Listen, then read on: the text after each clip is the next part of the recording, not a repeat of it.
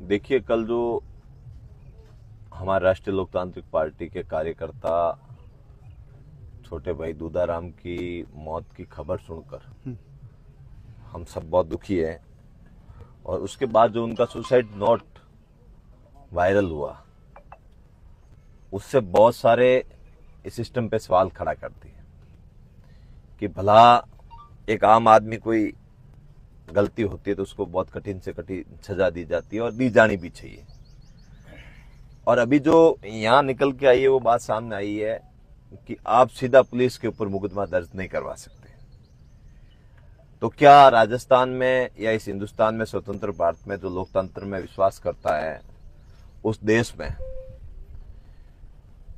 सरकारी तंत्र से जुड़ा आदमी कोई अपराध करे और उसको कोई सजा ना हो, ऐसा प्रावधान है क्या? नहीं होना चाहिए ऐसा। यहाँ पे आप ये जो बात कर रहे हैं ये किसका बयान है, किसने दिया था? यहाँ अभी जो बात हो रही थी प्रशासन से, उसमें ये बात बताई गई कि डायरेक्ट आप पुलिस पे मुकदमा नहीं दर्ज करवा सकते। भैया, हम डायरेक्ट पुलिस पे मुकदमा दर्ज करवाना भी जानते हैं और जिसने अन्याय किया है उसके खिलाफ मजबूती से लड़ना भी जानते हैं। परिवार में दूधाराम अकेला कमाने वाला था।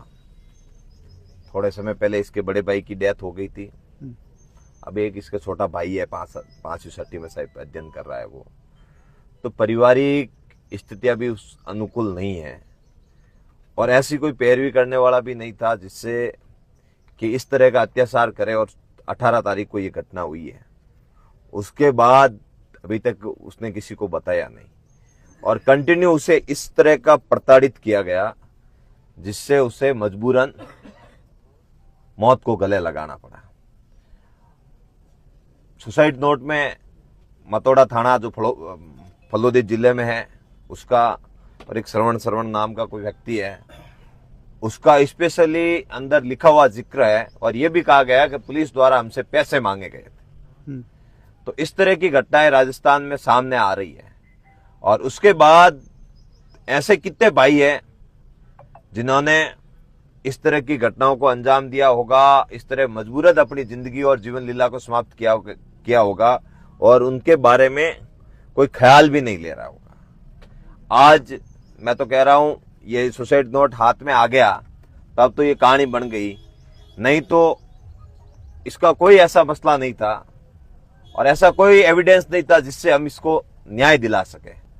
हमारी यही मांग है प्रशासन से, जो परिजनों की ओर से ठीक है जो मांग पत्र दिया गया है, उस मांग पत्र पे व्यवस्थित रूप से कार्रवाई करके इस दिवंगत को न्याय कैसे दिला सके, इसके लिए कार्य करें। ऐसी कोई योजना हमारे बीच में ना लेके आए जिससे आप पुलिस को बचाने का काम कर रहे हो या फिर सरकारी उन तंत्र को बचाने का काम करते हुए नजर आओ कि भाई कैसे भी करके इसमें मामला खत्म हो। हम सबकी ये इच्छा है कि बिना राजनीति के इस भाई को न्याय मिले। उसने सुसाइड नोट में हमारे रालोपा सुप्रीमो हनुमान बेनीवाल जी के प्रति आस्था दिखाई, क्योंकि वो हमारा कार्यकर्ता था कि मुझे और मेरे परिवार को न्याय दिलाना। तो हम राष्ट्रीय लोकतांत्रिक पार्टी के कार्यकर्ता हमारे छोटे भाई दूधाराम को न्याय दिलाने के लिए छत्तीस कौम और समस्त पार्टियों के साथ धरने पर बैठे हैं और एक ही मांग है, यैन कैन प्रकारेण भाई दूधाराम के साथ न्याय होना चाहिए।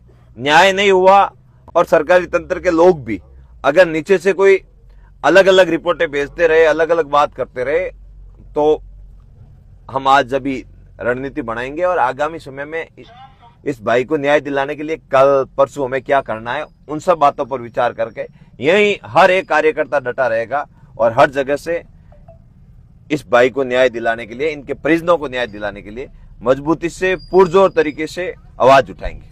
अभी तक कोई वार्तालाप कुछ शुरू हुआ? आए थे सीआई साहब और तहसीलदार साहब, हमने हमारा मांग पत्र था, वो मांग पत्र उनके सामने प्रस्तुत किया है। अब आगे वो क्या बात करते हैं उसके बाद आगे की बात करेंगे।